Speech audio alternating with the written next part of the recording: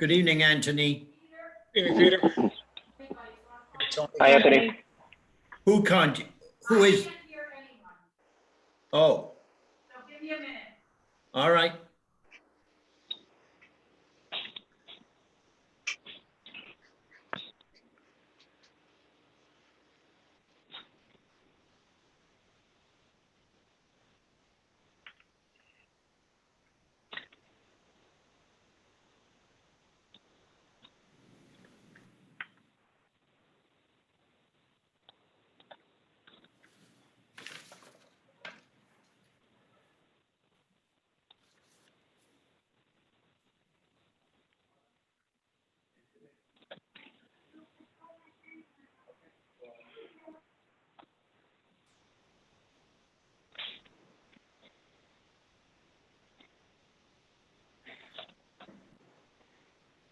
Anthony, Yes. did you see that rather last minute email on giving up a radio frequency to the Vista Firehouse? Yeah, I reviewed that previously. It was sent. You to me. have seen that previously? It was sent Okay, to I wasn't me, sure.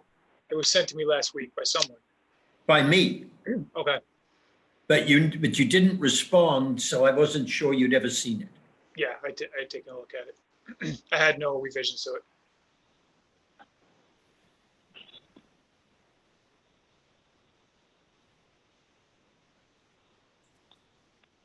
Dan, you don't look very sort of happy tonight.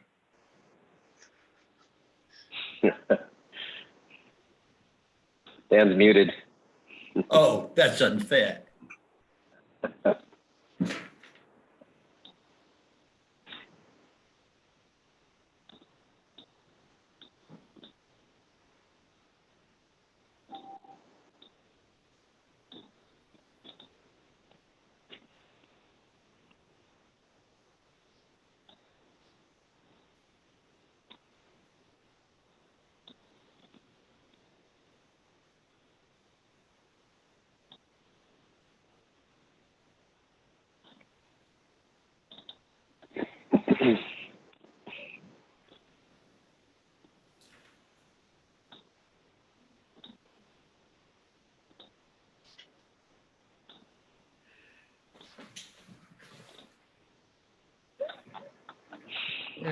Okay, now I'm here.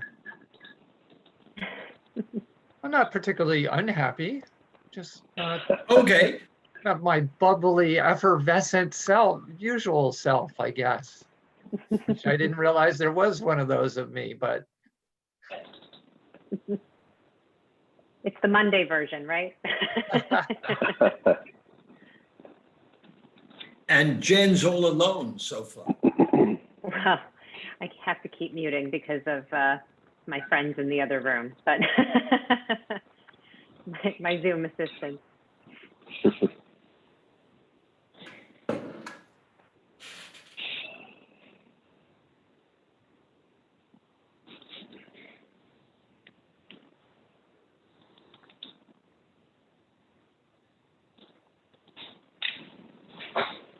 I guess Jane's having a hard time getting on. Janet is. Oh, I don't know about Jane, but I know No, that Janet's on. Yeah. Janet is on. Yeah. Oh, so shall I start, Janet? We can't hear Janet. Yeah, I think your volume's down. It doesn't look like you're muted.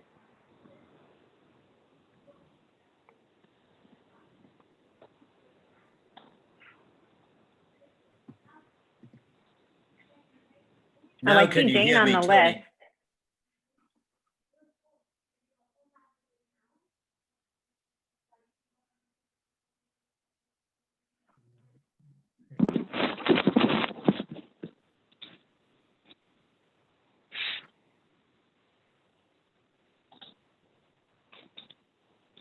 As soon as you want me to go, tell me, Janet.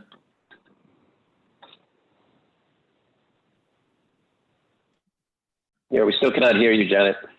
Janet. Oh, good. There's Jane. Oh. Okay.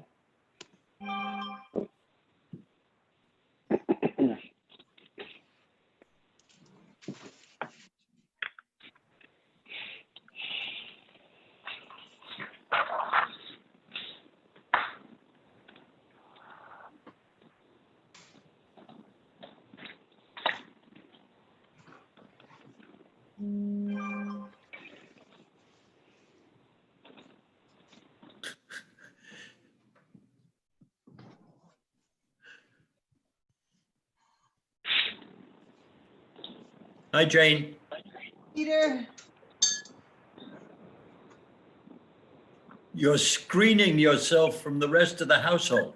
I know, I got to the townhouse and I had left my laptop at home, so I ran back home and I'm like picking Brennan and Jim out of the bedroom and like partitioning off my laundry for everybody.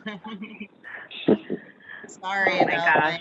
couple of minutes of tardiness. Thanks for letting me in, Janet. Are we having a hard time hearing Janet? Is that the problem? Yes. Yeah, we Yeah, could hear she's her working in on the it. beginning, and I don't know exactly, I don't know if we should get started, and that'll just pose The an issue problem when we is get to the Janet public has got to comment do the pieces. minutes. Right. Yeah, These things happen. they do. Yep.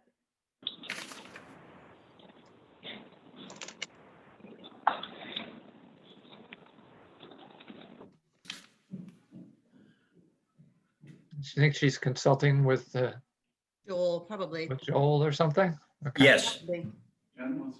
good. Well, that's always good. headset. No, I don't have any headset.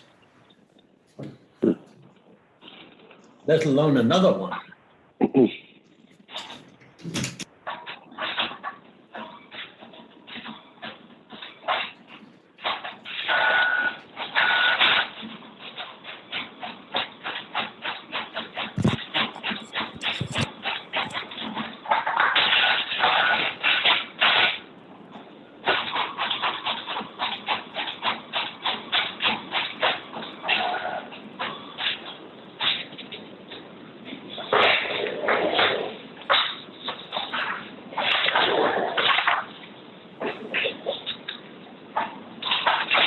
Washing machine?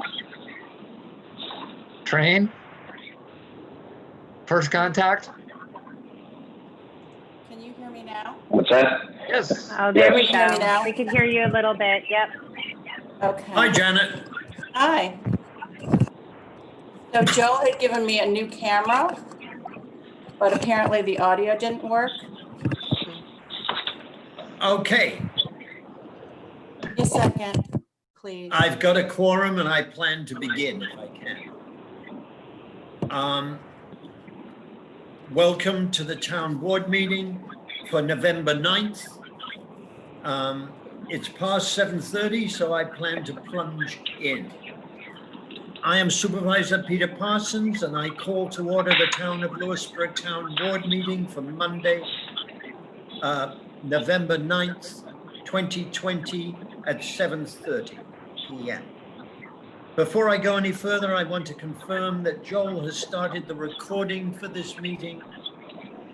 In accordance with the Governor's Executive Order number 202.1, this meeting is being conducted via Zoom. That link has been provided to the public so they can view the meeting, and we have confirmed that the feed is active and working. I have confirmed with Janet, our town clerk, that the meeting has been duly noticed and legal notice requirements fulfilled. Notice has been placed on the Town of Lewisboro website and included in the email distributions from the town. With me on this Zoom conference meeting from the Town of Lewisboro are members of the town board, Jennifer Castellano, Jane Crimmins, Tony Gonsalves, and Dan Welsh. We have a quorum and can vote on any matters that come before the board. Also, we have Town Attorney Anthony Millay, Town Clerk Janet Donahue, and we will soon have Joel Smith, Facilities Maintenance Director. At the public comments periods, we ask that only the following persons will be permitted to speak: residents of the Town of Lewisboro or Katona-Lewisboro School District, owners of property in the Town of Lewisboro, employees of the Town of Lewisboro. If you want to speak at the public hearing or make a public comment, please raise your hand at the appropriate time. To do that, if you are on Zoom, put your cursor at the bottom of the window and you should see an image of people labeled participants. Click on that to get a panel on the right-hand side with icons at the bottom. You can then click Raise Hand. Participants who have raised their hand will show up on the host screen in the order that they raised their hand. The host will then unmute you and tell you that you have the floor. You may also have to unmute yourself if your microphone isn't active. We are also asking that your video be off during the duration of the meeting and only turned on when invited to speak. If you dialed in on a phone, you can raise your hand to indicate you want to talk by pressing *9. We will ask people to give their name and which hamlet they live in upon entering. And to keep their comments to 2 minutes. Our town clerk will be keeping time, and you will hear a timer at the end of the 2 minutes. If someone is disrespectful or uses profanity at this meeting, they will be asked to leave the virtual meeting, just as they would be asked to leave a physical meeting. Please remember that your camera is on and profanity will not be tolerated in any form, including gestures and acronyms. Now, please stand with me for the Pledge of Allegiance. I pledge allegiance I pledge allegiance to the flag To the to the flag flag of the United States of the United of States of America, America, and to the republic for republic which for which it it stands, stands, which stands one nation under one God, nation, under God, indivisible, with liberty indivisible, and liberty justice and for all. justice for all. Welcome all. The first item on the agenda is a public hearing regarding changes to the local law to require applicants to address violations or unpaid fines prior to receiving municipal approvals. Peter, fix your camera. Oh, sorry. There you go. I put it up there while I was saying the Pledge of Allegiance. All right. We received no comments from county planning, and we have incorporated the comments which we received from our planning board. The one key comment in my mind was that people not be allowed, that individuals not be allowed to progress their applications until they had fulfilled the requirements of the law. Does anybody wish to speak? Peter, it appears that no one has their hand up. I would like to close the public session. Do I have a second? second. Second, Discussion? All in favor? Aye. I would like to make a motion to approve this with this change in the local law. Do I have a second? Second. second, Discussion? All So in just- favor? Hold on. So just to confirm for everybody, there's an exception in here for those situations where there's a safety thing which needs Oh, yes. remediation. In work, so- fact, that is one of the big, I guess I was assuming that people had followed this to some extent. Yeah, I just wanted to reinforce But that was one of the big motivating factors, was when a violation was creating an unsafe situation.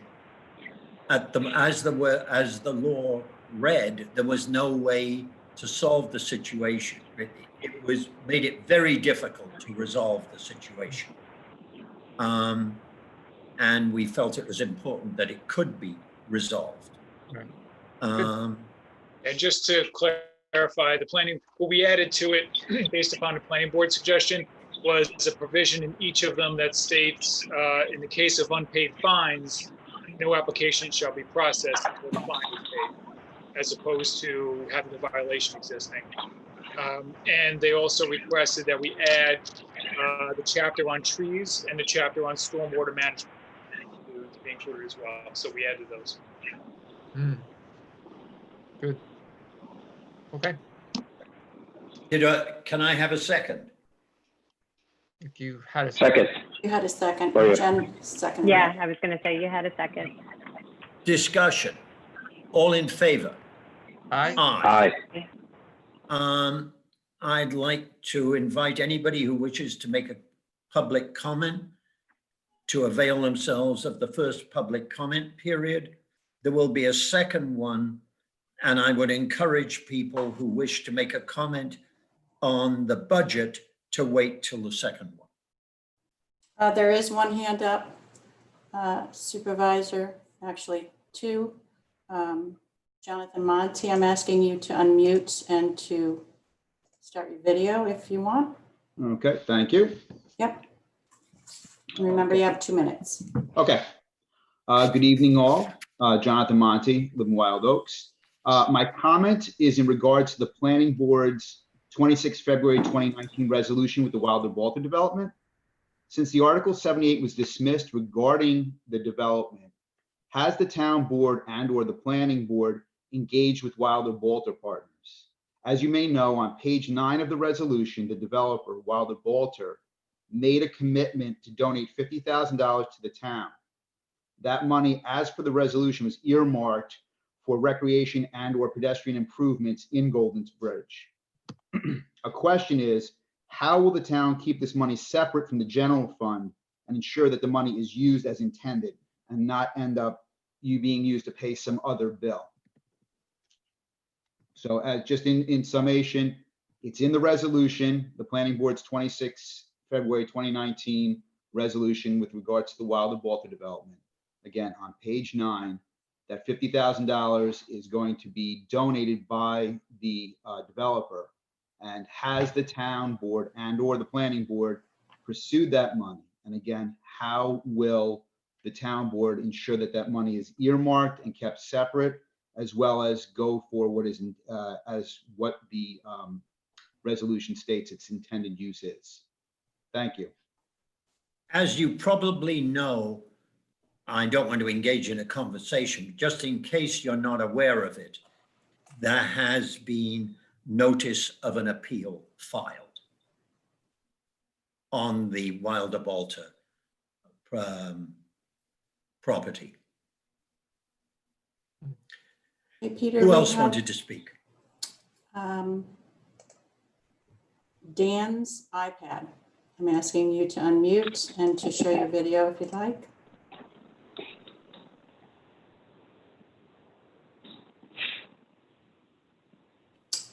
Yep. Do you hear me? Yes, we do. Okay, great. You could state your name and Thank you. My name is Hamlet, please. Dan. I live in Lewisboro. And I'm commenting on the Onatru Fields. And my comment really talks to the process, which I believe is deeply flawed. There was a lack of transparency, a lack of communication, and a lack of appropriate safety precautions by the John Jay Football Club. While that was acknowledged, they were rewarded with this opportunity. There was a great deal of discussion about precedent and temporary. Most disconcerting, though, was the statement made, I believe it's Mr. Harris of the Parks and Rec Committee, who said, in effect, it was the soccer club's choice. He also said that if the trial was favorable, the implication being that this would continue. For your information, the lights at Onatru have been on every night after 8:30. The lights do shine into the preserve, and there's garbage all over the fields. I also understand that the Parks and Rec Committee had discussion about multiple fields in the community. And I dare to say that if that conversation touched Fox Valley again, you'd be hearing from them. This is a community decision. You need to acknowledge the community's role. Lastly, I'd like to just comment on the disrespectful comments made in regard to my wife and the borderline profanity used by that individual. That comment reflected ignorance what educators are all about. I've had the privilege of knowing literally thousands of educators. You're successful as a teacher if you care. The implication that she didn't care is an insult to all of us who teach, and an apology is needed. My wife is a wonderful teacher, but she's also an environmentalist, and that was the point she was making. She's literally taught thousands of kids about oceanography and about embryology, Frozen here. and she's done that work for virtually no money. So please, let's keep decorum. Let's show respect. Thank you very much. Okay, thank you. Does somebody else wish to make a comment? Yes. I'm asking Jeremy Zittimer to unmute and to show your video. Hi, can you hear me? Yes, we can. Hi. Okay, I'll make this pretty quick. Anybody who's seen me in these meetings probably knows which part of the agenda I'm going to talk about. I want to talk just really briefly about the Juneteenth celebration that Lewisboro has committed to start holding starting next year. I think this is just a wonderful, like, equitable celebration and a chance for us to, like, learn more about our shared cultural backgrounds. I know that the town board is starting to think about how to do that celebration, and it's not lost on me that there's only a small percentage of Black people in the town, but I think it would be really great, since those are the people who are accustomed to celebrating Juneteenth, since who know the most about its history and its traditions, that we find a way to, like, listen to those voices in the community first, whether that's through some sort of poll or one-on-one outreach. Just find some way to reach out to the Black members of our community first and foremost, and ask how they would like to be celebrated, or how they would like this to be celebrated. Since it could get a little fraught if we have white or non-Black people kind of deciding how to go about doing this. So I think this is a great step forward in our town. I really want to applaud everybody who's pushed this conversation forward, and I applaud the whole town board for getting behind it, and our town for getting behind it. So thanks, everybody. Okay, thank you, Jeremy. I have one more hand up. I'm asking Andrea Rendo to unmute and to show her video if she'd like.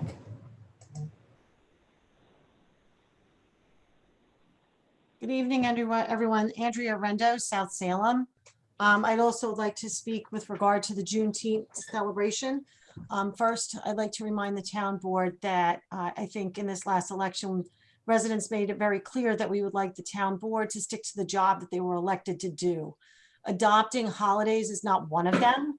That's up to the state and federal government to do so.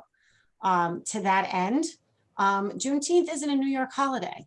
And I think that if the town, regardless, is still inclined to adopt such a holiday, they should look to the date of emancipation for the state of New York, which is final emancipation occurred on July 4th, 1827. New York was in the forefront of the northern states to do so. And in fact, John Jay was involved in moving New York State towards that in his role as governor, as well as the creation of a special society towards that end. It was a work in progress. So if this town board is still inclined to adopt a holiday, which I do not think it isn't within their purview to do, that we should consider New York State's emancipation date and the history of our state in the celebration. Thank you. Thank you, Andrea. I do have Jimin. Jimin, I'm asking you to unmute and to show your video. Hi, thank you so much. I think that it is a wonderful thing that we would celebrate Juneteenth for many reasons. I have to say, as the mother of two Black young women, that it would be so supportive of them, as well as showing that the town understands that historically there haven't been a lot of ways in which we can celebrate our diversity, our Black community, how we're all in this together, and how, when we look at I mean, just speaking as a mother, I have to say that Juneteenth is so important. I think that it's not covered enough in history, and there's more and more acknowledgement of how important it is to mark the end of terrible things. It marked the end of slavery. If you go to the Juneteenth website, I understand what Andrea is saying, but if you go there, you see how important the celebration is. When we look at Martin Luther King Day and other holidays, and even February as Black History Month, they're in the winter. And I think Juneteenth shows the joyful, wonderful opportunity to celebrate Black culture, all of us as a community in summer, at a time of being able to celebrate in all kinds of ways outdoors in our wonderful town. Thank you, Janet. So I'm sorry it's a little bit emotional for me, but I think it's a wonderful idea. And I don't think it needs, anything more than this town organizing and really showing that we care and we can come together. Such a great moment to do this. Thank you. Okay, thank you, Jimin. And Supervisor, that appears to be it for now. Thank you, Janet. You're welcome. In that case, I'd like to move on to communications, and specifically, Doreen, are you there and could you show yourself? She is. I saw her earlier, so. I did too. I'm Oh, I asking can see her. her. She's right in the middle of the screen. Ah, there she is. Hello. Hi, Doreen. Hello. I would normally stand to do this, but it's kind of difficult. Here is a proclamation about you, and I will read it and we will get it to you somehow. Thank you. Resolution, I'm proposing a resolution to be adopted by the town board of the town of Lewisboro at today's meeting. Whereas Doreen Nastasio took on responsibility for the Veterans Day delivery project 10 years ago, expanding it to 22 Westchester municipalities, where goodie bags packed by our Girl Scouts containing 3,200 home baked goods made by members of our community and over 300 handmade thank you cards tied together with homemade ribbons, all delivered by 400 volunteer drivers.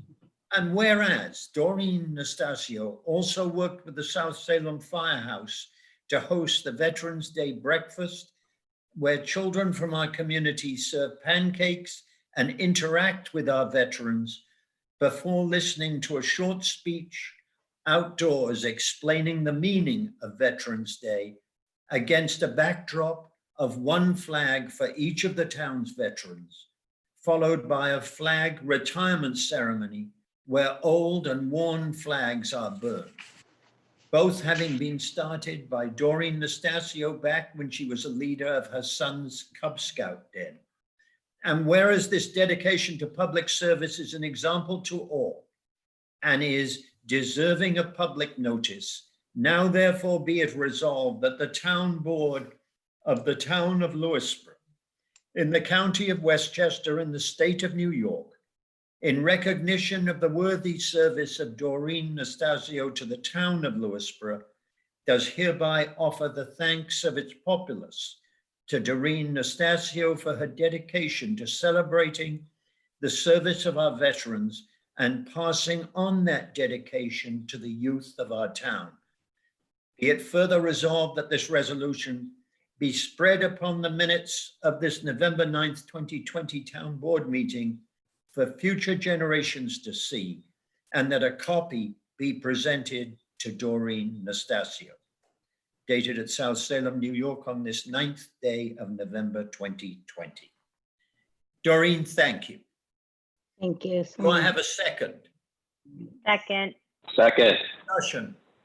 All in favor? Aye, Aye. Aye.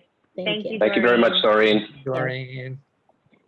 May I think say a Mary, few if Mary and you Yes, please. will connect tomorrow, we will get that to you. Wait, soon. wait, Peter, can, I think Doreen has a few words? All Thank right, you. Doreen. Thank you. I just wanted to acknowledge well, first all the scouts, they are the ones who make it happen and started to make everything come true. And then it grew into the community, and to be able to deliver to over 350 homes every year, and to make over 300 cards and, like you said, 3,200 baked goods and ribbons, and the time that goes into all of that. Our entire community, when they say it takes a village, our village comes together, and it's seeing that it's grown so much. It's such a good feeling, and kindness, and I think the driving force behind all of that is which my girls, I just have to acknowledge my Girl Scout troop, who we've been doing this, and that's my daughter Riley Nastasio, Allison and Crystal Longo, Tilly Spencer, and Paulina Ball. They work so hard to make all of this happen, and our gold award next year is going to be, what the driving force of all of this is of course the heartfelt thanks of getting a simple care package of some baked goods and a homemade card, that our veterans in our town have never been thanked, some of them, until they receive that one package. And that's unbelievable to me that they were never thanked. And I know over the years we've been acknowledging our veterans more and more, and with the new Veterans Advisory Committee in town and everything, but it's just it's kindness, and everyone who's a part of it, it's just all love. So thank you very much. Very honored, humbled. Thank you. Thank you. Mhm. I'd now like to make a motion to adopt the consent agenda. Do I have a second? Second. Discussion. All in favor? Aye. Aye. Aye. I'd like to make a note that the building department has, in spite of the virus, has worked hard enough to have already exceeded its annual total in last year. And obviously I'm happy about that, because it's been very hard to make up revenue in a COVID year. And it means there's good building activity going on too, which is. Yes. Let's move on to new business.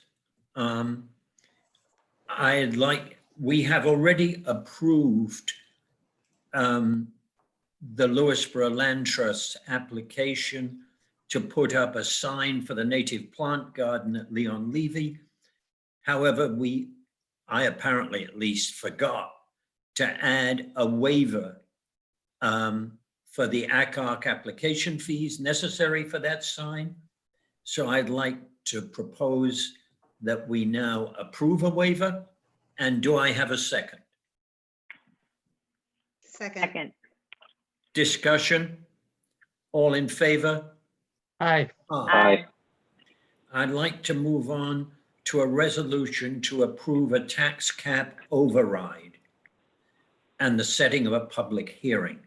Do I anticipate needing this? No, but there are some big unknowns. For instance, we don't have as yet any figure from our health insurer on what the increase in our health insurance rates will be, or for that matter, the decrease. I don't think so. And in addition, we have a set of union negotiations which we're going into. And finally, quite honestly, COVID has introduced a set of unknowns into any budget. So I think it is only sensible to approve a tax cap override at this point and to set a public hearing on it. Do I have a second? Second. Discussion. All in favor? Aye. Aye. Aye. The public hearing will be set for November 23rd.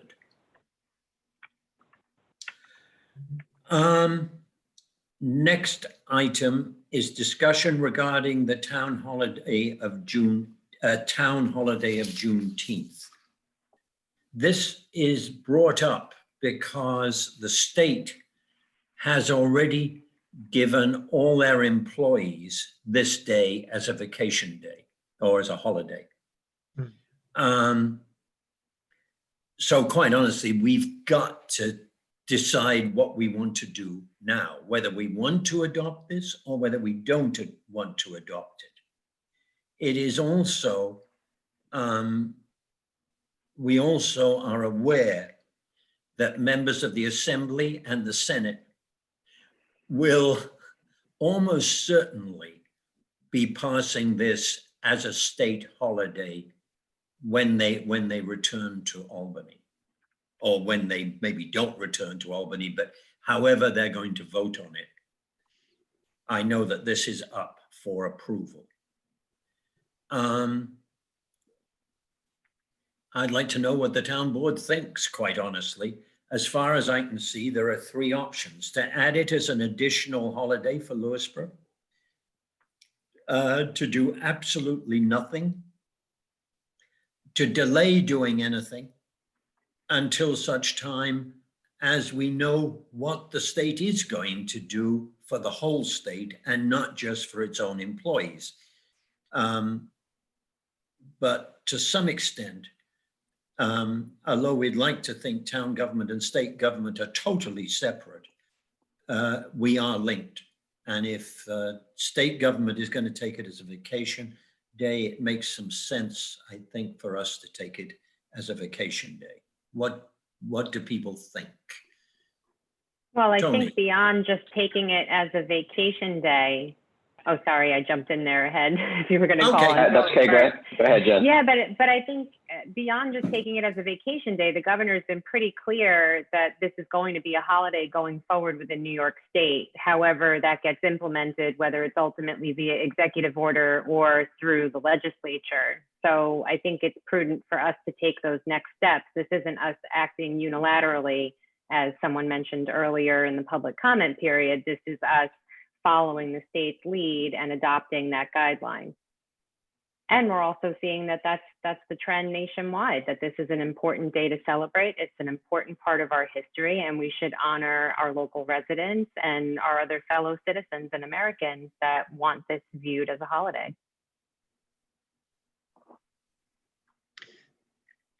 Tony, you were going to say something? No, I think Okay. Peter was, it was, but I could go next, I guess. So I'm in agreement that we should have some celebration and give people the opportunity to celebrate the holiday. I think it's worth waiting to see what the state does before we make a decision. I'm inclined to go ahead and make it a state holiday, follow the state's lead. Again, it's likely to be implemented either way. Why not add an opportunity to celebrate? And I think also beyond looking at it as just a day off, we need to be looking at it as like, how are we as a community going to be recognizing it? Who, if that's a day off for the, town employees and it becomes a holiday, that's a nice thing. But also, how are we going to acknowledge it or commemorate it? I don't know if it looks like a celebration in Lewisboro. I don't know if it looks like looking to communities who have been celebrating it for a while and taking that lead. But I think there are possibly many actions we could take around this. And as was also mentioned in the public comment, I think it would be it would really behoove us to reach out to our Black community here in Lewisboro, small though it may be. If anybody does want to come forward or has some feedback or thoughts, please feel free to email us collectively or as individuals, whatever you feel comfortable with.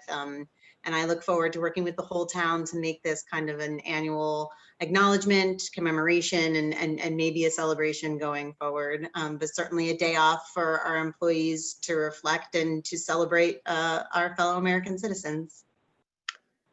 I'm all for it. I mean, what better day as a holiday than to recognize the day that we ended one of the most, oppressive slave regimes in history, and became a civilized place. I can't even think of a better holiday all year. So totally for it. Okay,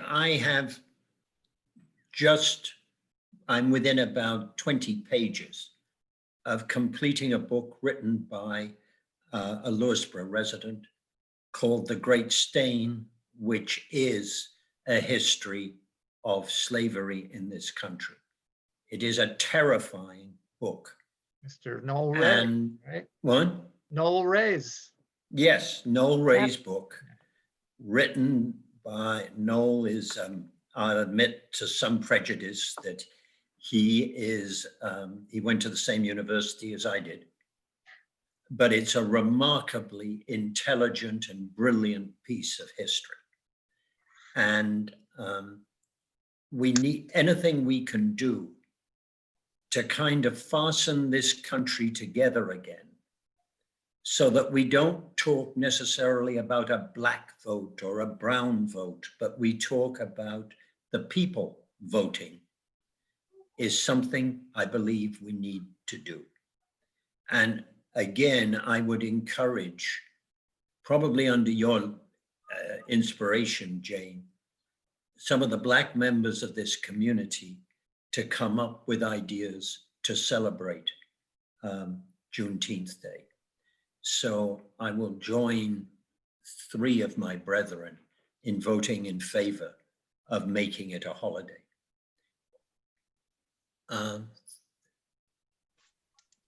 Have we formally voted, Janet? No. No. All in favor? Aye. Aye. Well, who's Yeah. making the motion? Who's Who's making making the the second? motion? I'm making a motion. I'll second. Jane will second, I think. I think that's what a hand waving meant. Okay. All Uh, in favor, right? Discussion. All in favor? Aye. Aye. Aye.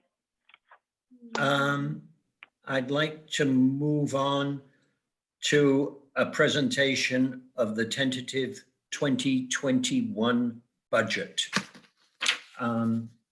This is essentially unchanged. There may be some minor changes, but they're minuscule from the budget we discussed previously.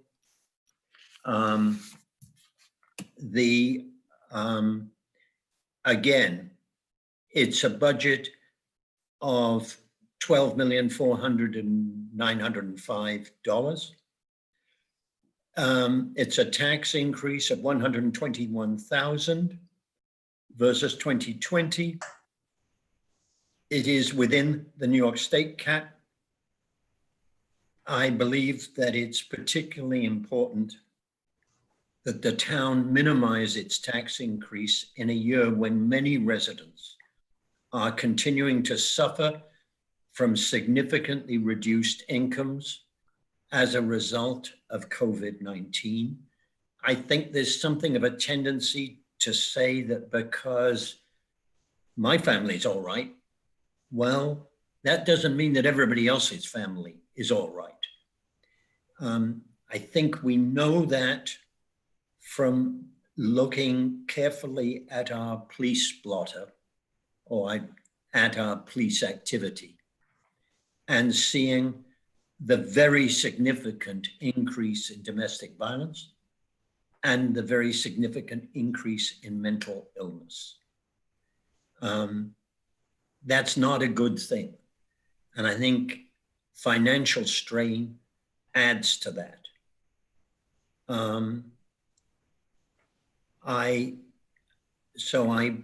So why are we increasing it at all? Because I think that the increase in the police budget is something we need to do. It will fund an additional officer on duty in each shift.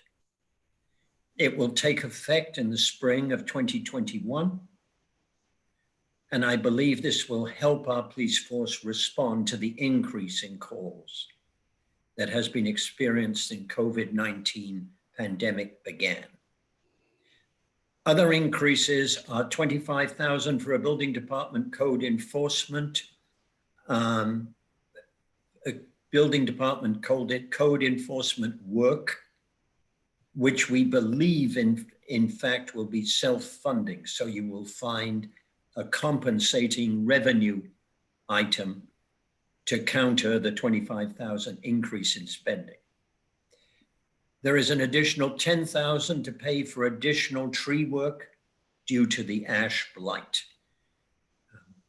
I think anybody who looks up as they drive our roads is aware that we have a huge problem that is likely to cost way more than 10,000, more than the 45,000 in the budget. Finally, we've added 6,300 for more detailed cleaning of town offices in a COVID environment. These increases have been mainly funded by reducing the road resurfacing budget by 180,000, which will be replaced by borrowed funds. I have chosen not to raid the general fund balance or the highway contingency provision because it seems probable in the first part that climate change may have rude surprises for us in 2021. And secondly, that there are just too many unknowns as we go forward. I believe this is a reasonable budget and granted the challenges which our town faces. Does anybody on the town board wish to speak? Otherwise, Peter, there was one more increase, I think, that you didn't itemize of significance. That was the courts, correct? Wasn't there? The court has moved down. I thought there was a Not in significant. cost, but in revenue. Are you talking Oh, about? okay. So it's a revenue, it's a net cost. Yeah. Okay. You know, there are quite a few unknowns in this budget, and one of them is in fact court revenue. It's possible that COVID disappears brilliantly early in the year. And at that point, it goes back to normal. We go back to normal work in the court.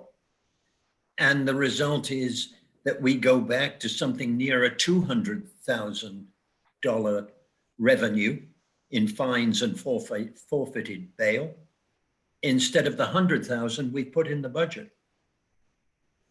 That would be great on two grounds. First of all, it would be great if COVID went away. And secondly, it would help the finances.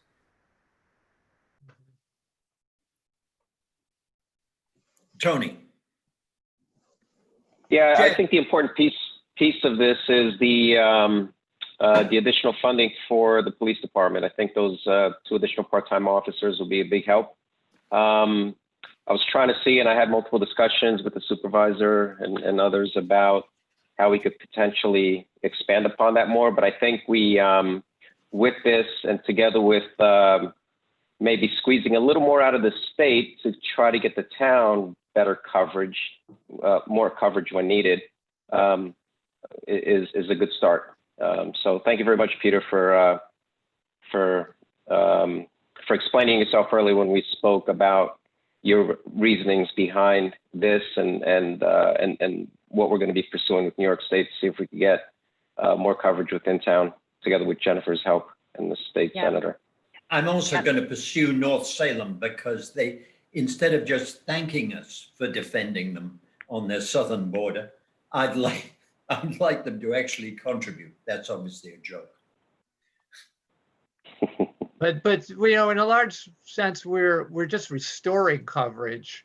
Yes, You know, we we've are. been operating bare bones, and we've been asking a lot of our officers to do that, and we've decided that's really not prudent in terms of their safety, their safety, and the safety of the folks that they work to protect. So this is not going for the Cadillac version of coverage. We're just going back to sensible, good practice. I'm glad you going mentioned back that, to where Dan. we were, Yep. yeah. And I think, Peter, you had mentioned this, we're going back to where we were in 2011, Yes. right? Okay. Right. And I Dan, think were that's you a on the good point board to in make. 2011? Yes. I thought he was. You can go back almost as far as you like, and Dan was on the board. Well, look, it's different cycles. You have to make difficult I know. decisions. But I think what we're hearing overwhelmingly from the public and from our police department is we need this additional staffing. And so restoring back to that level so we can get better coverage is really, I think, going to provide a lot of relief for them. Anybody who listens to the public input into the police revision committee's work is going to come away with a feeling that this is in essence about the minimum we can do to rebuild our police force. And I think it's important that we also speak to those folks who are tuned into the more let's say modern thinking, or broader thinking of let's look at security across the board, and what are the elements of those, and it's not just police.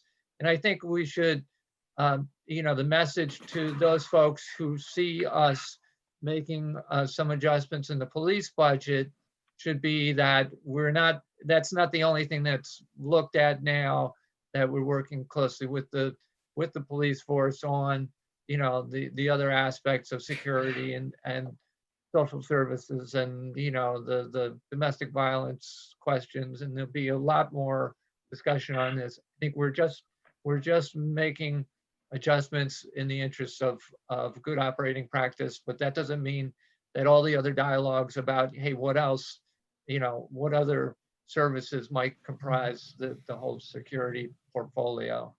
And I'm speaking out of turn, Jennifer, Jen, you can probably speak more to what those discussions are about, but I think it's important that we talk to those people out there who are thinking about this as well. Yeah, I think there's a variety of different ways we're hearing, policing in general being spoken about as it moves forward, whether it involves more mental health counseling or additional training and resources for our officers. The last police reform meeting I sat in and listened in on that we had a few weeks ago, and it was interesting to hear the resources that are already available and the training that they do already get. So part of that might just be making sure that that's available to the general public, so they're aware that there's domestic violence resources and hotlines and other information that's out there. So it all moves us forward in the right direction. And to your point, this is not, I think, increasing our police force in a way that it doesn't need to be. We have geographical issues that we just can't get past. You can't have somebody in Golden's Bridge then have to cross town over to Vista for an emergency. It's 25 minutes. So it's a challenge for them. I think the most compelling argument, one of the most compelling arguments that I heard for, this increase in the police budget was also the 24-hour coverage, right? And this is almost the minimum push we have to make to get that 24-hour coverage. And so I think that that's worthy of mention as well, because that was something that sat with me. Okay, does anybody else on the board wish to speak? Yeah, If around the budget. Yeah, I just want to make one more comment on it, if I might. I know certainly the idea that our residents There are many of them who may be under financial stress at this point, and that we should do everything that is in our power to help relieve that stress. That should be, an overriding concern. On the other hand, a look at the basically we're taking the discretionary paving budget out in order to do that. So that's $180 some odd $1,000, I think you said, Peter. Yes, And- 180. Yeah, and so that amounts to maybe $45 or less a household a year on average. Of course, if your tax bill is higher, it's higher. If it's lower, it's lower. But that would be the average. And I'm just laying this out because I think we go into these things eyes open and do things explicitly. So by doing this, postponing the work, it means that it's kind of piling up.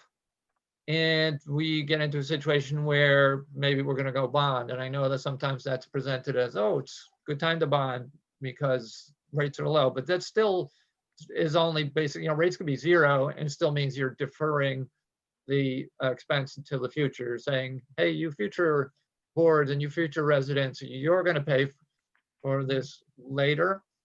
And so, there's part of me which says like that $45, yeah, it's maybe helpful, and to some it may be really, have an impact. But is this a smart move? Because we're still paying off large road bonds that were issued because we were zero budgeting and not putting enough into the roads, and so they come back to bite you anyway. And I've always been in favor of having the road paving in the operating budget, so it's upfront, so we know what we're spending, and it doesn't disappear into the debt service as a management practice, and as a matter of not pushing it out into the future as if, oh, we just solved that problem, So there's definitely a part of me that says like, it's better to just keep that, and even that $180,000 is less than we should be spending. Again, the formula is simple: 15 years lifetime on a road. We've got 90 miles of roads, and so the average life, we need to be paving about 6 miles a year to kind of keep up with that, more or less. And we're not doing that. So there's part of me which says, let's not like use the road condition as a piggy bank. Plus, we're trying to keep things well maintained so that the real estate markets and all these things, and it's some sense it also just provides a kind of sense of, hey, we're doing okay here. We're not letting things crumble. So I throw that out for people to think about. Would you, sorry, is my mic really bad? Dan, would you ideally want to see the numbers of what that would look like if we put that in the operating budget, what that would look like for the tax cap?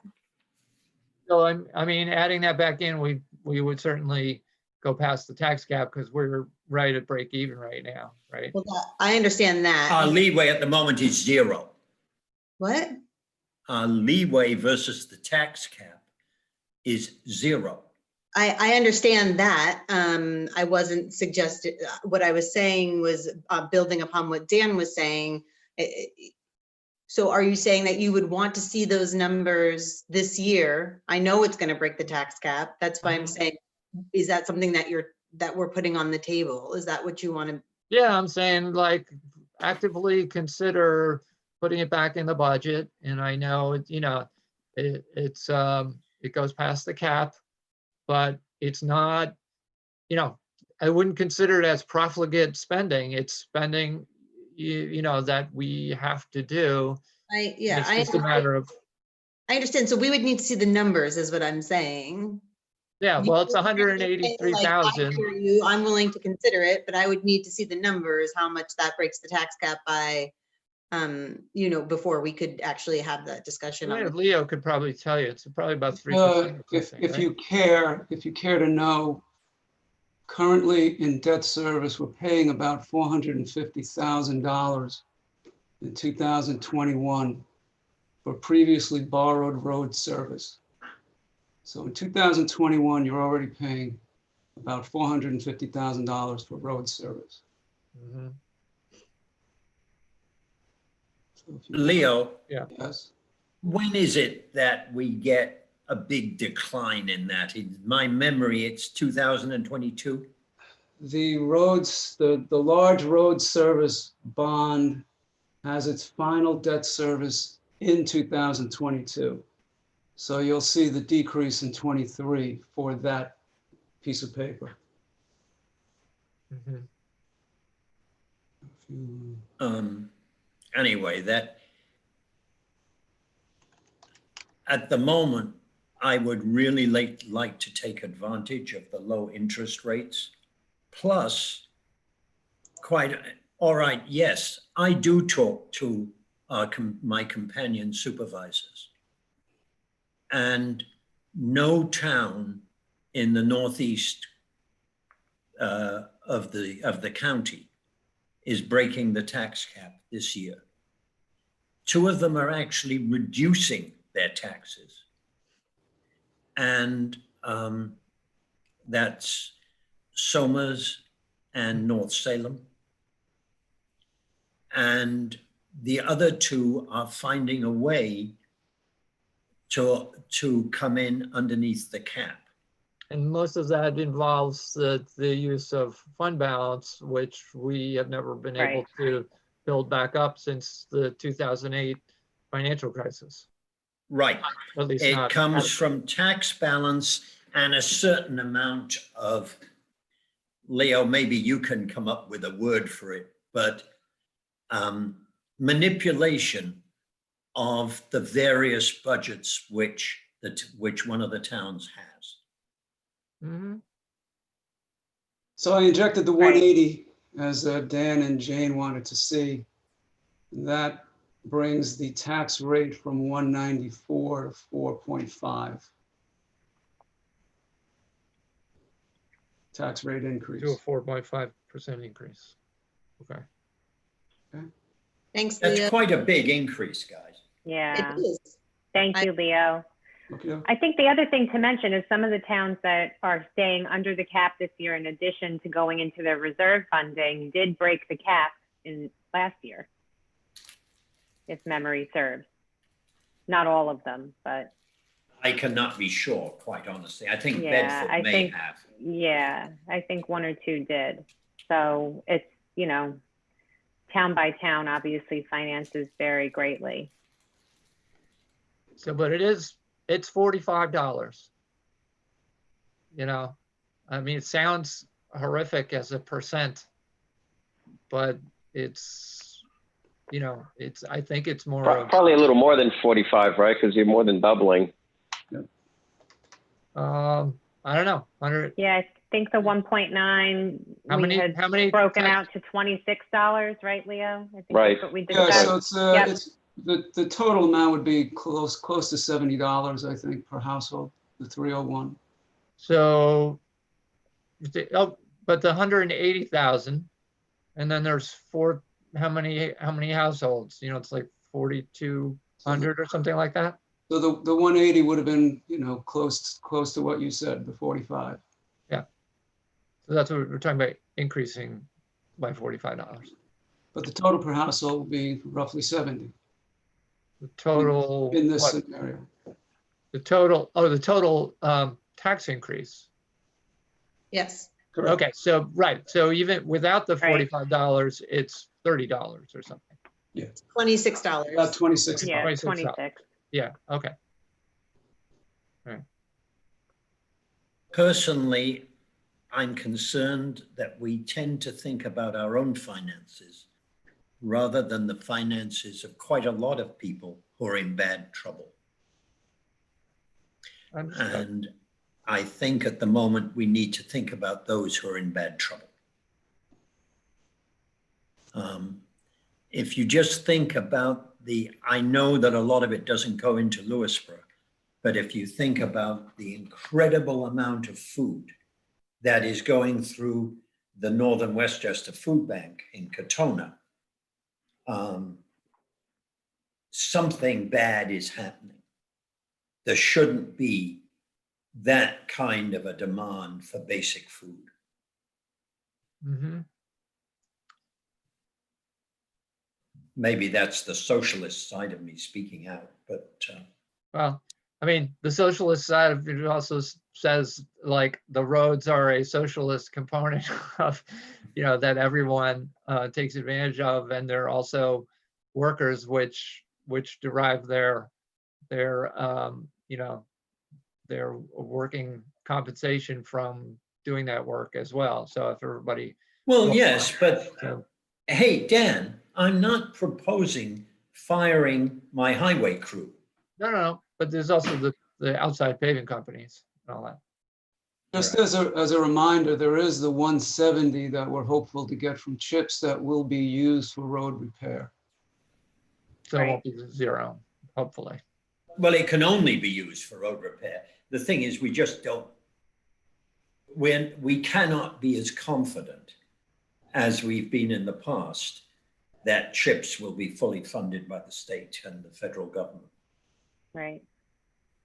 And because of that, we dropped it from last year's 212 to the 170. The 170 matches what we received this year from the state.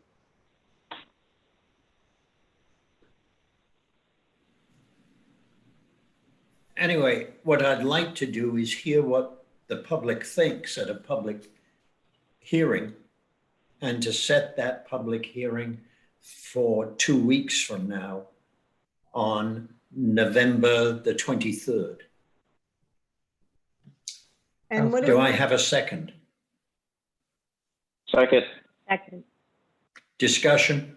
What are key things we want people to, I mean, I know that people are welcome to give feedback about anything on the budget that they want to, but a couple of things that I'm looking at specifically is this discussion regarding borrowing from the highway budget and breaking the tax cap. So if people have input on that, I think we'd really like it. And the second is, further discussion or thoughts or feedback about the increase of the police budget, because I think we've captured a lot of what we have heard.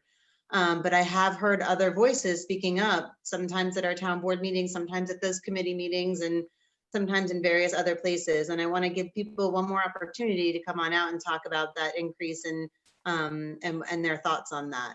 So those are two specific things that I think the board would really we would really like to hear feedback and input about those. If anybody else has anything to add about what they'd really like to hear from the public, and then of course, anything anybody wants to add or any feedback they want to give, please, we would love to hear from you. I'll be honest, one of my worries is that we haven't put nearly enough in the tree line, although we've increased it. Okay.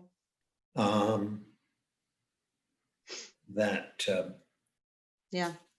It could wait. I mean, you just got to look up and look at the number of dead ash trees above you. I know. And they're dangerous. I know. Do I have a second for that to set the public hearing? Second. On November 23rd? Second. Discussion, all in favor? Aye. Aye. I'd like to move on to I think you all know about the county government having offered us $27,480 for the Lewisboro learning lot. But we have never actually voted on the agreement which would allow us to get that money. I'd like to propose that we now endorse that agreement, but ask Anthony to make any changes or that he feels can be made before we return it to the county. Can somebody propose that other than me? Because I think it needs my signature. I just have a question about it before we move forward, and maybe this is something Anthony will incorporate. I noticed under, I think it was like the 35th paragraph at the very end, they talk about a monthly reporting requirement that I'm Yes. presuming the Learning Lot has to satisfy with the county. I don't know if they've provided us any guidelines for what they're looking for or a format to submit that feedback, but that would be really important for them to have over there as an additional task.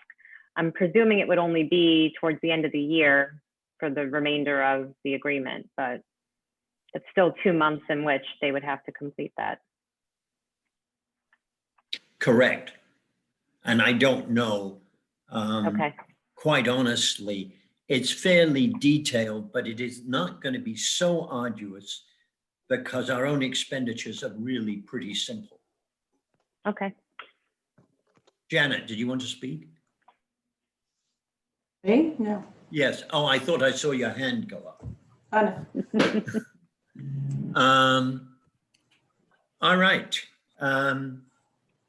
What is it that you need proposed? I need a motion to allow me to sign that agreement. With the county? Yes. We can get our money, so we can get money? Yes. I propose that we authorize the supervisor to sign the agreement with the county regarding the grant money for our 3Ls program. Is Second. there a second? Second. Dan? Oh, either Dan or Tony, whichever you choose, Janet. Pick Dan, let Dan have it. Dan went first, Discussion, not really Janet's That's right, choice. Dan went Whoever first. you heard first. discussion, all in favor? Aye. Aye. Aye. Well, and congrats to the Department of Parks and Rec crew and our liaison, Jen Castellano, who I'm sure had something to do with it. I know everyone's. No, that was all them. They did a fantastic job, and they Yeah, worked with the and county. So we Peter- owe a debt of gratitude to County Executive George Latimer, and Yes. in particular, County Legislator Kitley Colville, who really walked them through that process. So Yes. very well done for Parks and Rec. Yes. Great job. It really led the way for the county, I think, right, as a model. Yes. I'm Yes, proud of our it was a little- model for everybody else in the county. Some Yeah. followed us, some didn't. I had one supervisor on the phone today who was groaning at the fact that he had not followed us and he wished he had. Hmm. Not because because he began to realize at a certain stage how hard it was for particularly single parents to look after their children when they weren't in school and B, earn a living.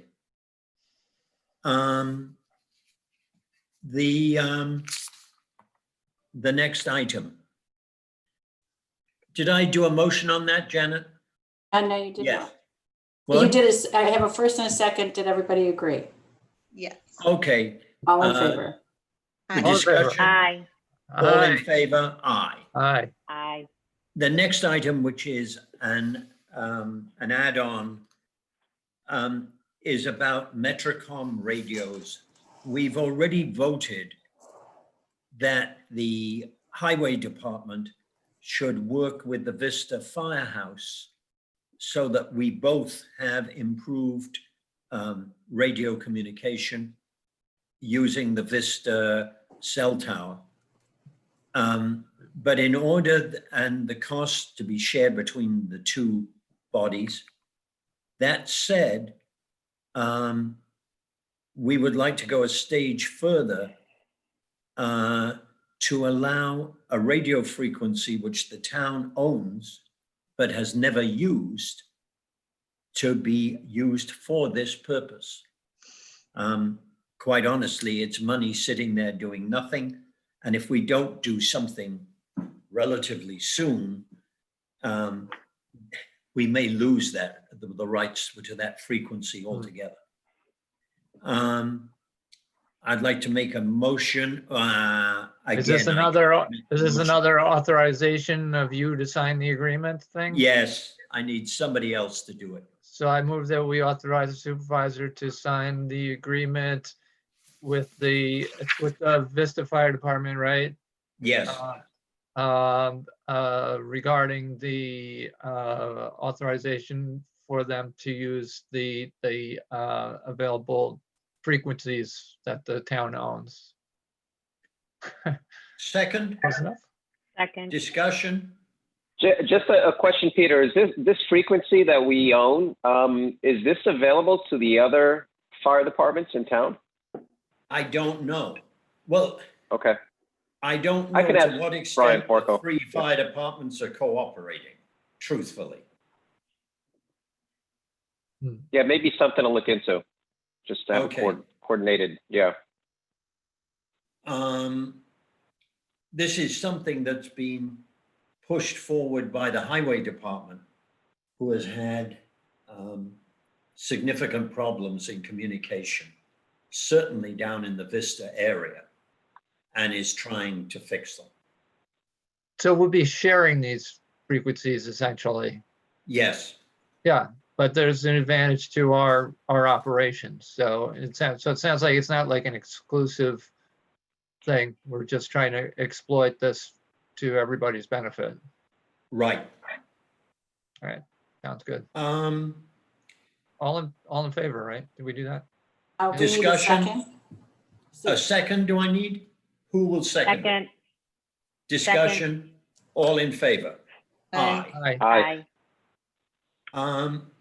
I'd like to move on to what's labeled unfinished business, which is, first of all, a discussion versus special outdoor events and sales local law.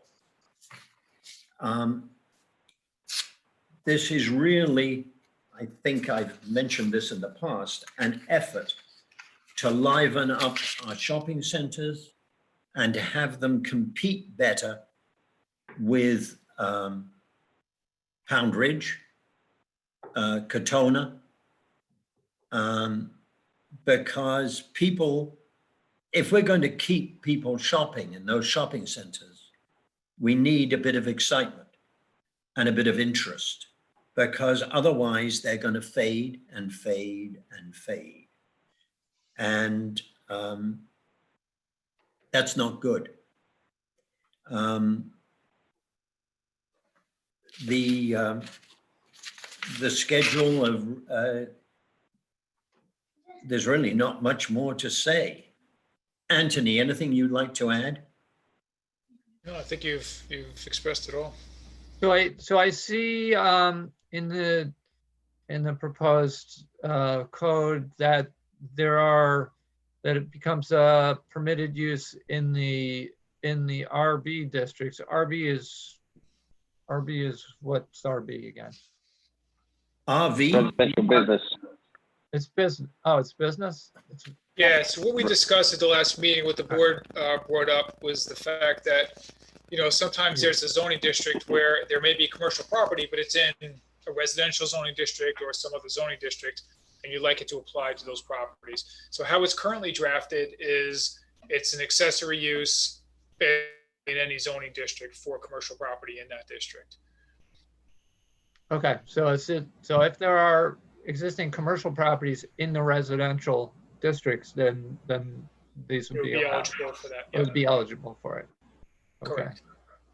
Now, my understanding is, some of these properties are going to have site plans that may need to be amended for this particular use, but once they do that, they'd be good, forevermore on that site plan to have the use. I'm not sure it'll be that protracted of a planning board application, and some of it may be able to be taken care of in the building department, but I'm sure there are some properties where they may have to amend their site plan.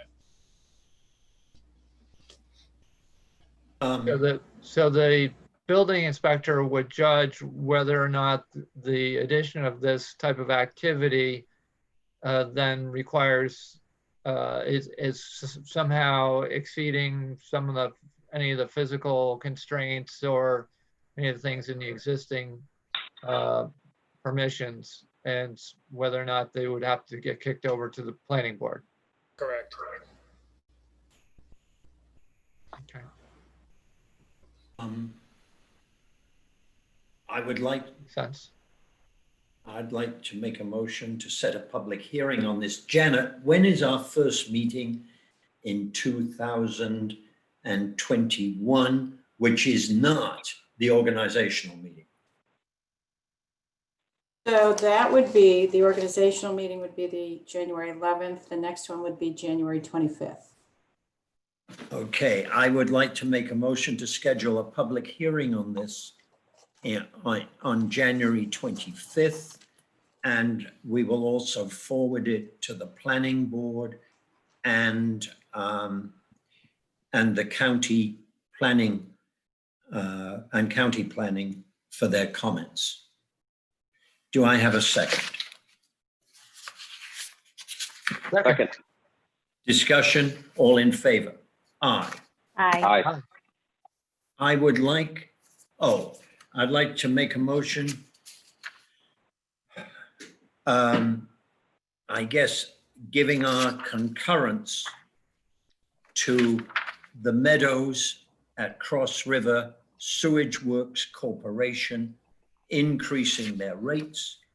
They have now provided the figures which we'd requested. And quite honestly, I think the conversation, I think I've said this before, but the conversation I've had with Linda Press-Wolf suggests, who's on the board, suggests that this is more than necessary. Do I have a second? Second.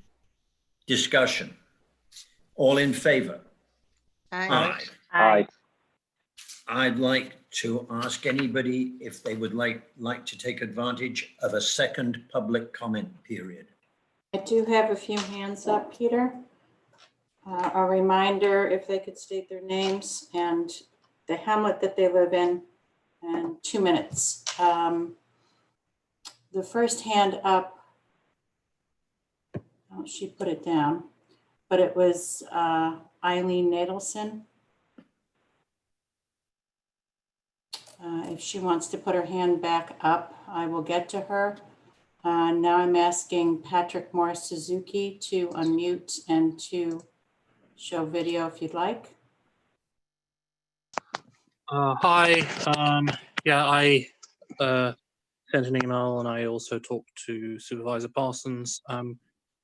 So I understand, given the current circumstances, why it might be necessary to increase the policing budget temporarily, and I don't see a problem with that.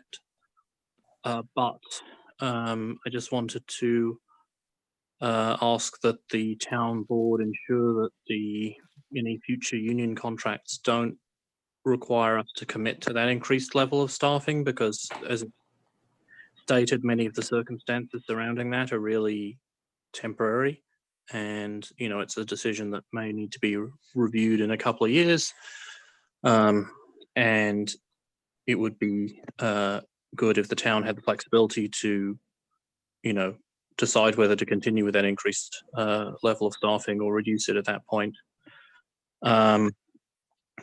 And I guess my one other question I did raise with Supervisor Parsons, but I would like to ask of the town board. One of the reasons it's hard to ensure adequate shift coverage is that we have very small police departments, right? There's the Lewisboro Police Department, then Poundridge has their own, and North Salem and Somers, etc. And I do think it's something that the town should consider trying to work with neighboring towns to see if it's possible to have coordinated dispatch arrangements, so that potentially in the future, if you need multiple officers to respond to an incident, you could potentially bring in people from other towns on a coordinated basis. And one final thing, in my last few seconds, a question I have, which I don't know the answer to. Do our police carry defibrillators, and are they or not? And has consideration, if not, has consideration been given to equipping them with defibrillators and training for them?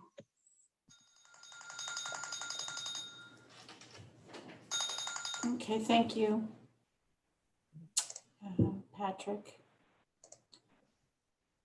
The next resident is Andrea Rendo. I'm asking you to unmute and start your video. Good evening, Andrea Rendo, again, South Salem. I just wanted to remind everyone, as we mentioned earlier, Wednesday is Veterans Day. And I have to give kudos for those who organize those beautiful banners that are appearing in our shopping centers. I don't know if any of you've noticed them. I saw one with my husband's face on it, so was very proud, but there are numerous ones. And so I give kudos. They really are a lot more beautiful in person than anticipated when they were ordered throughout the town. So thank you to whomever within the town coordinated that. Thank you very much. That's it. Thank you, Andrea. Next, Dean Travellino. I'm asking you to unmute and to start your video if you'd like. You got me there? I do. I gotta lower this so you can see that. See, Peter? Yep, you're I good. got my poppy on too. Oh, I want to thank you for I think those changes on that outdoor assembly law make a lot of sense to me. I wanted to suggest one other possibility. Over the years, the planning board has been hot and cold on whether to utilize the waiver of site plan application procedure or minor changes that need a waiver of site plan. It often depends on who the head of the board is and what they're doing.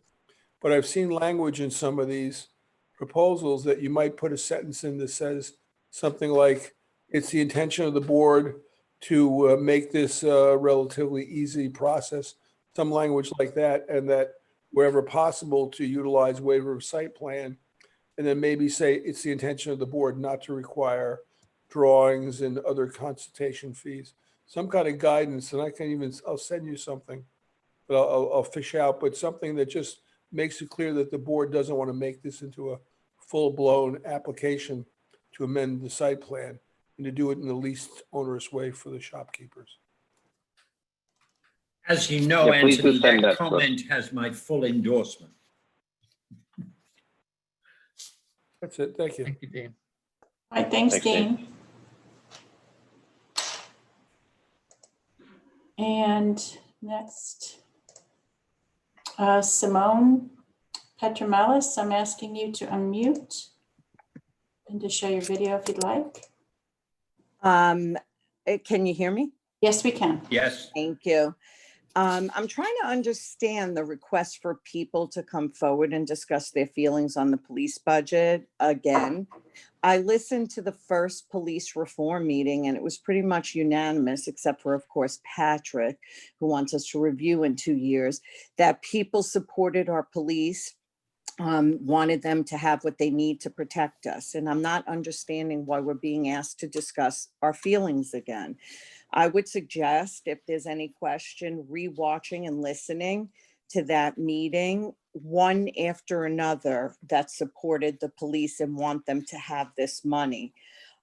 We want police, we support our police, and if they need money, as Town Supervisor Parsons said, to give them a bare bones budget, then give it, just give it. Stop with the feelings, stop talking, just do it. Period, the end. Thank you. Okay, thank you, Simone. Next, I have Jimin. I'll ask you to unmute and show your video if you'd like. Hi. I'm glad to go after you, Simone, because I was about to say the opposite, but I also wanted to say that I'm happy to have this chance to talk about the police, because I did say that I was very concerned and I didn't want, it was the opposite of what Simone said about adding more to the police budget. But the one thing I do want to say is what I also heard from many people is that over and over again in several of these meetings is, what is the town doing for us? And at a time when we have this pandemic, at a time when people are really hurting, as Supervisor Parsons said, about food and all kinds of uncertainty, I would love to see the town do something more for us and our neighbors, and for us to be able to say in the future that during this pandemic, we did not choose fear. We did not say we need to police more of our neighbors and that we instead helped people so they wouldn't get to the point where they would feel this kind of desperation, where they would, if they needed mental health, if there was any kind of assistance they needed, that we gave a little more to prevent this. I'm terrible with numbers, so in terms of budgets and things, I'm happy to see that it would be, as I understand it, an increase of $45, but even that, shouldn't we be reducing our taxes? Shouldn't we be doing something for our community at this time, instead of saying we're afraid of each other and we are afraid of what people are going to do? Thank you, Janet. I see that warning. I think that's what I want to say. And I want to say on both sides, I really love the energy, and I think we can work together as a town to help each other, as opposed to adding more police to the police. Sorry, thank you. Okay, thank you, Jimin. Next, I'm asking Eileen Nadelson to unmute and to start your video if you'd like.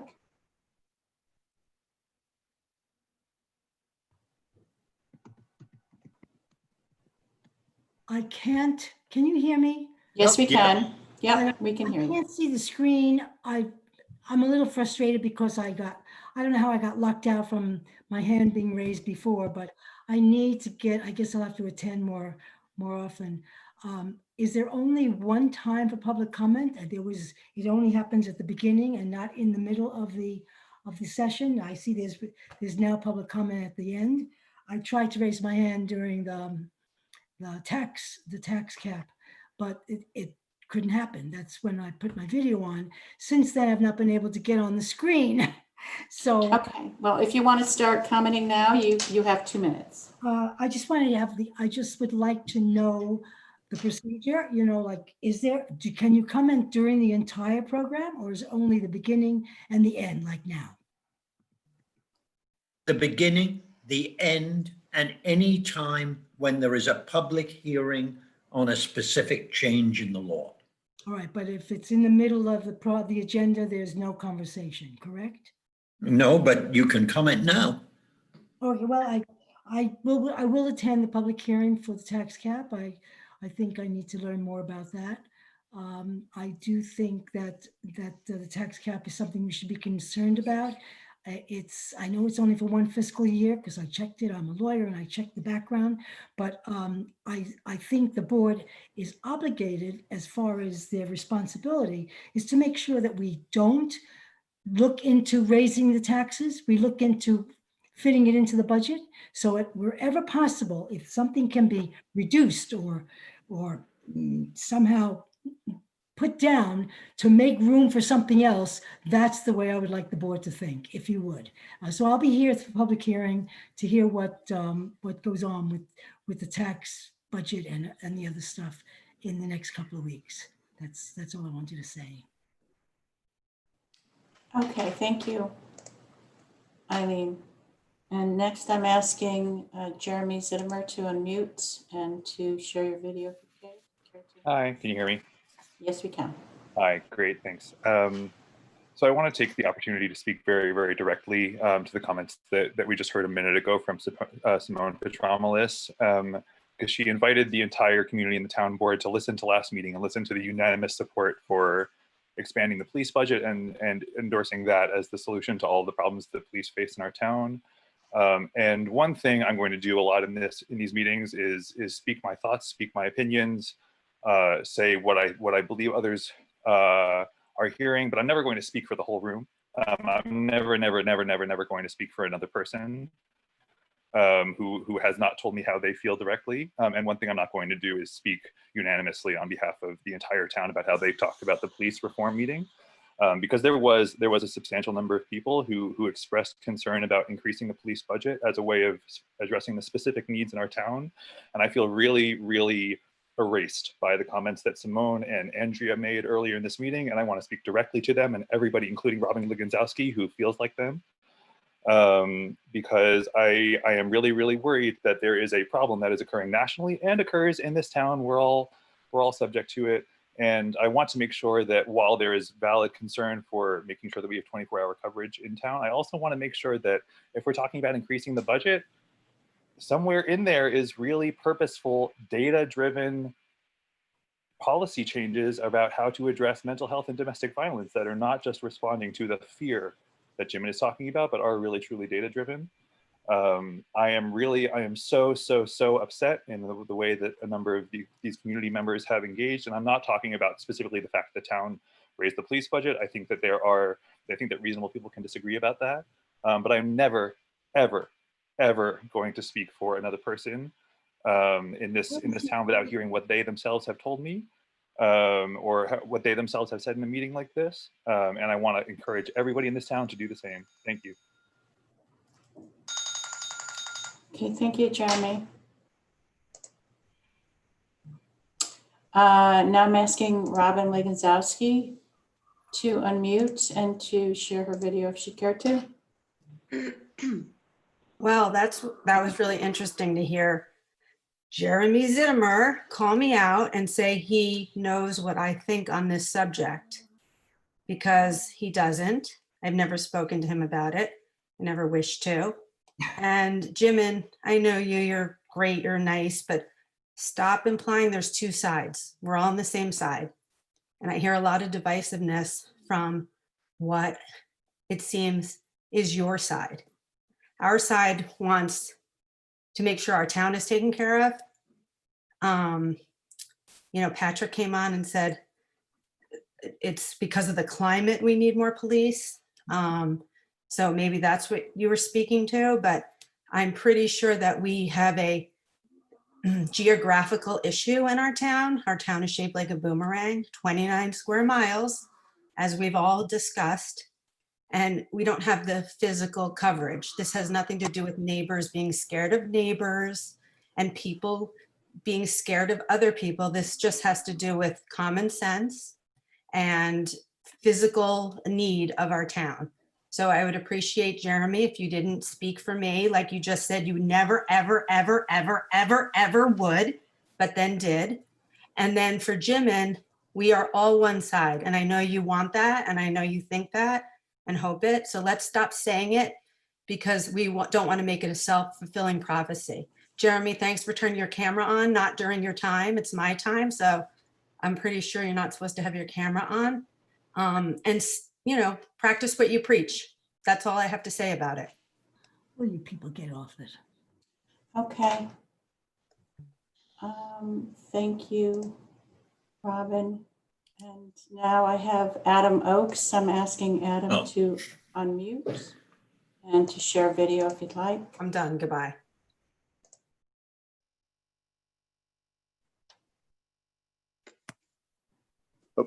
Good evening. I would like to also speak regarding the police budget and situation. And first and foremost, I want to be totally upfront. I come from a family of law enforcement, both in the urban, rural, and suburban settings. Matter of fact, generations of law enforcement officers, both at the state, county, and federal and local levels.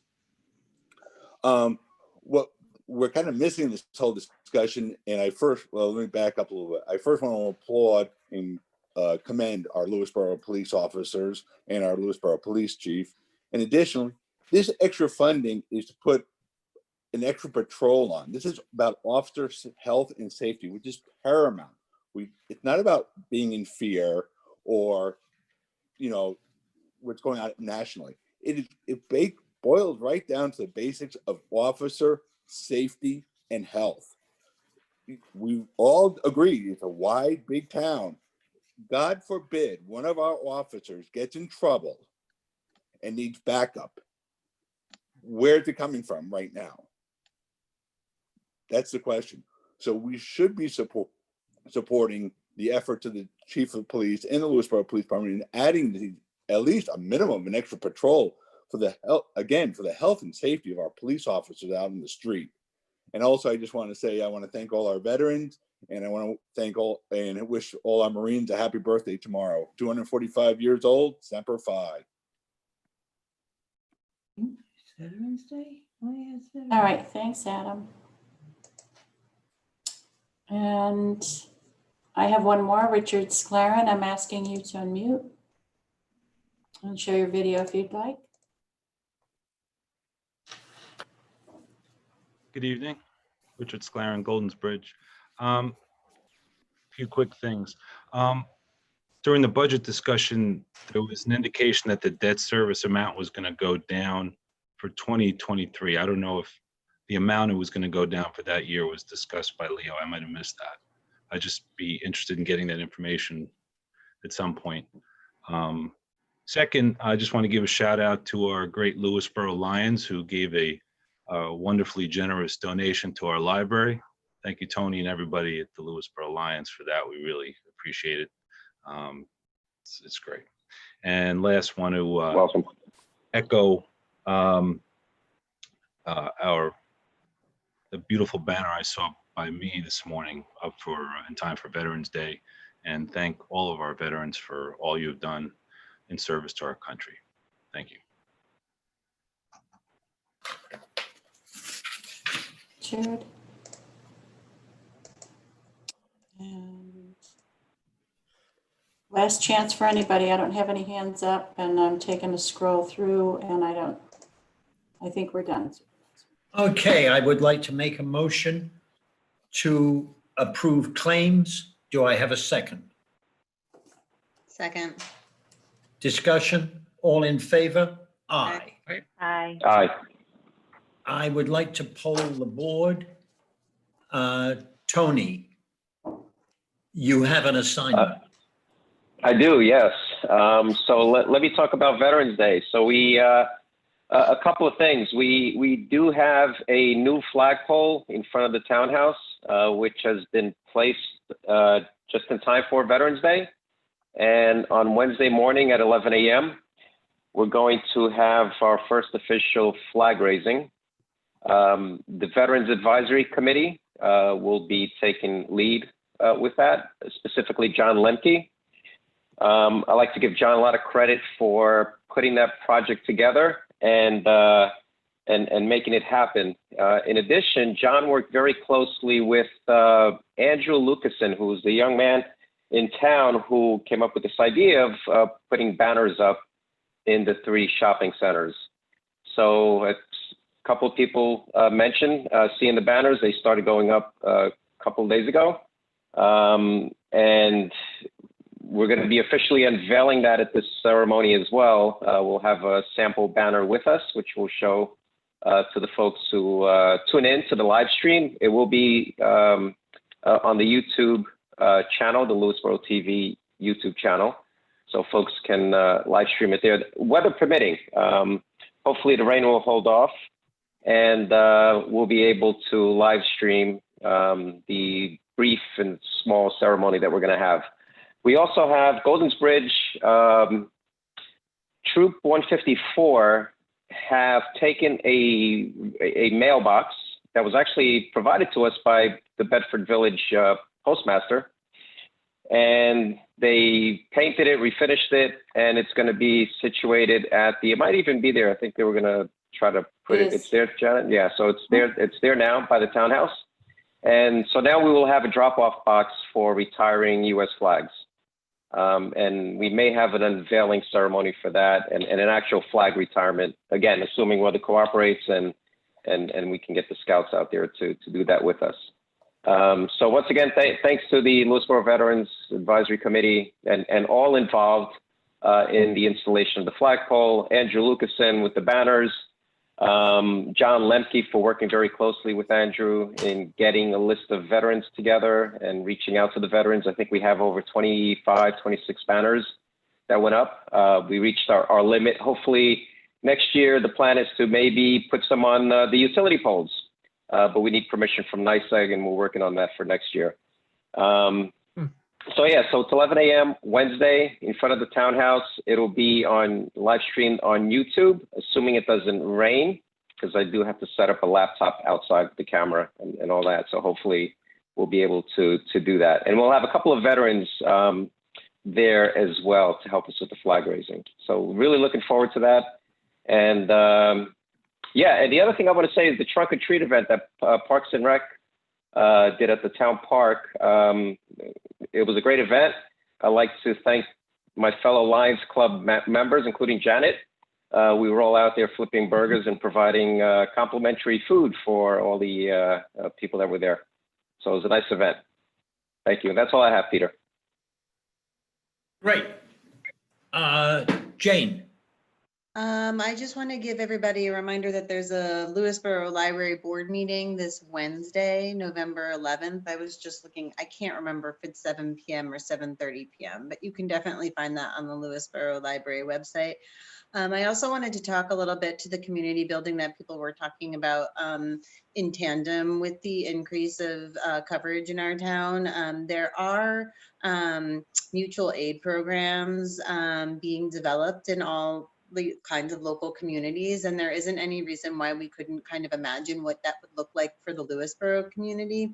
A lot of communities are starting this mutual aid process maybe in tandem with like a religious institution in their town, and so I'm kind of curious about building this idea of mutual aid and maybe kind of partnering with Nikki Edelman over at Stevens United to see if that'd be something that people would be interested in, and how we pool and trade resources here in Lewisboro. So that would kind of take an education or some feedback about the kind of resources people are looking for, what kind of support people need, and then how we can build that together.